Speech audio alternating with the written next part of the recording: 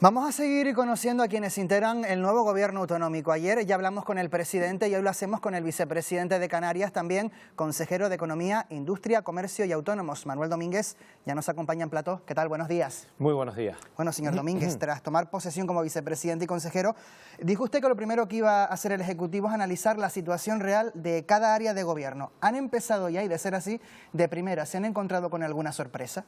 Sí, hemos empezado ese análisis exhaustivo de cada una de las consejerías.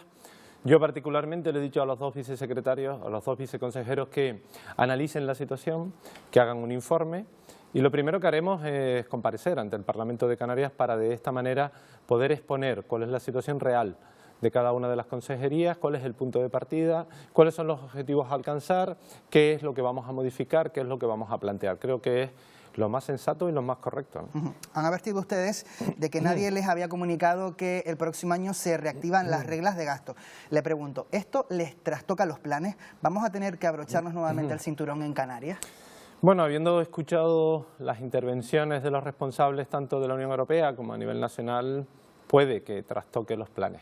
Pero no solo de la corporación autonómica, del gobierno autonómico, sino también de las corporaciones insulares y locales, porque las reglas del gasto, la restricción en cuanto al endeudamiento, en definitiva, toda esta, el otro día hay a quien no le gustaba que dijese que se congelaban las reglas de flexibilización en este próximo año, pero yo entiendo que cuando algo se congela es porque se restringe.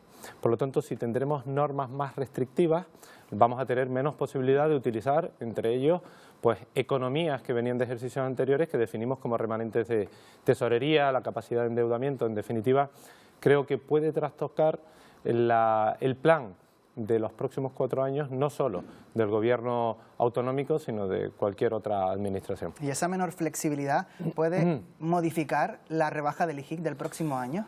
Bueno, con respecto a la rebaja del IJIC, algo que a mí me ha sorprendido mucho durante estos días, el debate que se ha producido en torno a él, tengo que decirles que un plan de alivio fiscal no se basa única y exclusivamente en el IJIC. Nadie quiere atender a otros posicionamientos que ha hecho el gobierno porque entiende que la medida más complicada es la del IJIC y crean un debate absurdo en torno a esa situación. Ya lo dijimos el otro día, vamos a ver cuál es la situación de la inflación, vamos a analizar cuáles son las recaudaciones previstas, cuál es el exceso de recaudación que se ha producido con respecto al IJIC y plantearemos en el año 2024 la modificación del mismo en función de la afección que pueda tener. Una rebaja del IJIC implica una caída en los ingresos en cierta parte, menos recaudación y también el próximo año objetivos de déficit, esa menor flexibilidad para las reglas de gasto. ¿Esto va a ser sinónimo de recortes? Bueno, yo no me atrevo a hablar de recortes, más aún cuando estamos en una comunidad autónoma que, según ha dicho el gobierno saliente, tiene remanentes, tiene excesos de ingresos, tiene una situación de previsión inicial que siempre está por debajo de la recaudación final, con lo cual hay margen de maniobra. Por lo tanto, no me atrevo a llegar a esa expresión. Le quiero preguntar por el impuesto de sucesiones y donaciones. Hasta ahora, las herencias de hasta 300.000 euros quedaban exentas de esa tasa y a partir de ahí el porcentaje de bonificación iba disminuyendo a medida de que esa herencia tuviese más valor. Ustedes han aprobado ahora la bonificación al 99% independientemente del valor de la herencia. Le pregunto, ¿qué le diría a esas personas que le critican por, según estas personas, beneficiar a las grandes herencias?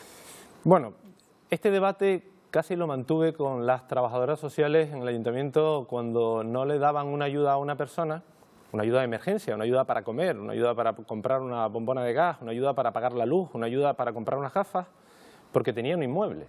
Es decir, cuando hace su análisis, ves que en su balance personal, valga esta expresión, tiene un inmueble que tiene un valor de tasación de 200.000 euros.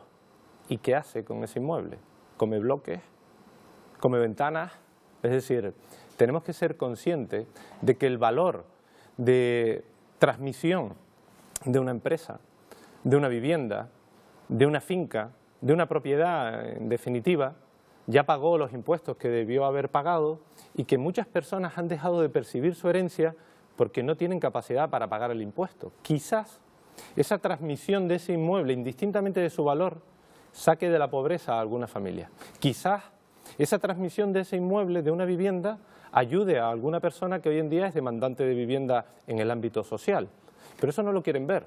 Lo que quieren ver es el valor de ese inmueble, de ese bien, de esa transmisión, y por lo tanto yo sigo insistiendo en que esto va a ayudar al menos a muchos de esos 2.000 canarios que no percibieron la herencia en el año pasado porque no tenían dinero, ¿no? Ha dicho usted también, lo dijo ayer aquí el presidente de Canarias, Fernando Clavijo, en nuestro plató, que más allá de las ayudas, la mejor política social es el empleo. Usted es consejero de Economía.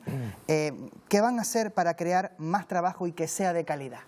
Lo primero que hay que hacer es ser consciente de quién crea el puesto de trabajo. La Administración no crea puestos de trabajo. La Administración facilita o no la posibilidad de que la inversión privada haga inversiones, lleve a cabo desarrollo económico y permita la creación de puestos de trabajo. Eso yo lo tengo sumamente claro.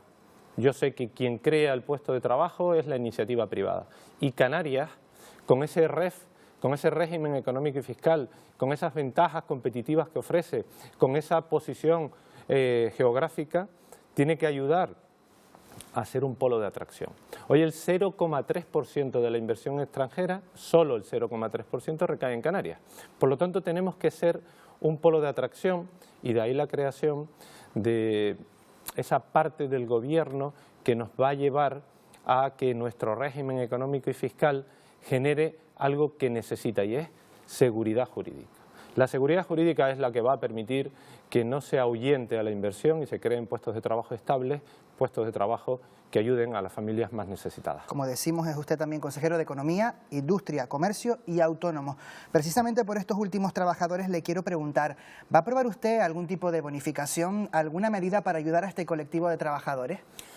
Con respecto a los autónomos tenemos que hablar en tres vertientes. La primera es aquel que quiere ser autónomo, aquel que por primera vez quiere arriesgar su economía, quiere arriesgar su situación para autoemplearse y tenemos que ayudarle. Y ahí tenemos que hablar de bonificaciones, de ayudas en la seguridad social, etcétera, etcétera.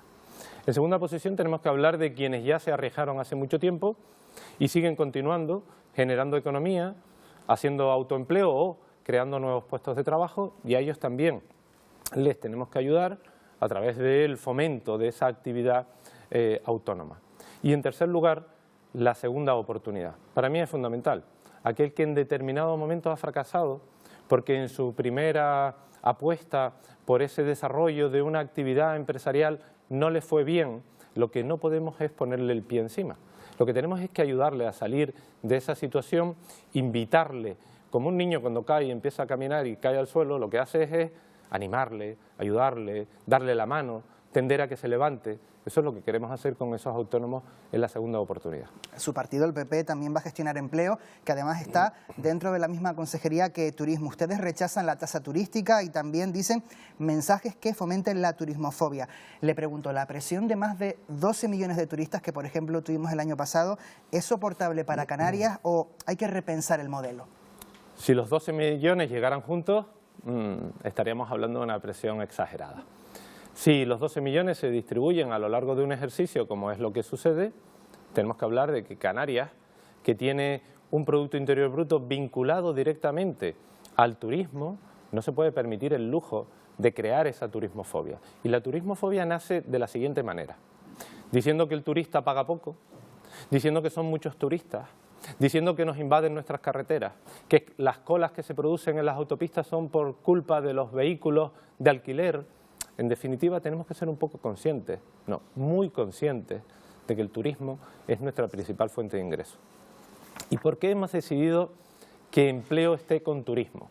Porque el 40% del empleo de Canarias se genera a través del turismo, de manera directa o indirecta, pero se genera a través del turismo. Yo pensé que después de la pandemia habíamos entendido que con el turismo no se juega, como con las cosas del comer. Y una última cuestión, durante la investidura, insistió usted en que nunca va a traicionar al resto del gobierno que colideran con Coalición Canaria. ¿Por qué un mensaje tan rotundo, tan directo? ¿Siente usted que hay mucha gente que duda de usted? No, siento que en la política hay mucho juego sucio. Lamentablemente, en la política hay mucho juego sucio. En la política hay quien intenta no solo verte como un adversario, sino como un enemigo. Y si puede acabar contigo incluso en la vida personal, lo va a hacer. A mí, y perdonen que empiece por mí, a mi equipo no nos van a encontrar en eso. Y doy mi palabra de que si algún miembro del Partido Popular se dedica a perseguir en lo político o en lo personal a alguien, dejará de formar parte de este gobierno. ¿Por qué? Porque yo vengo a trabajar por nuestros ciudadanos, por los canarios, de manera intensa, a intentar hacerlo mejor, a equivocarme lo menos posible, a corregir cuando me equivoque, pero no a perseguir a nadie, ni a los que estaban, ni a los que están, porque creo que, aunque sean adversarios políticos, no son mis enemigos. Y todos ellos detrás tienen una familia, detrás tienen a amigos, detrás tienen a mucha gente y sentimos y padecemos. Lo que pasa es que a veces hay quien en mi pueblo decimos, se desconsuelan por intentar acabar con la vida de determinados políticos, de determinados adversarios políticos. Entonces yo he resaltado dos cosas. Lealtad. El presidente del Gobierno de Canarias, Fernando Clavijo, tiene absoluta lealtad de Manuel Domínguez y del Partido Popular.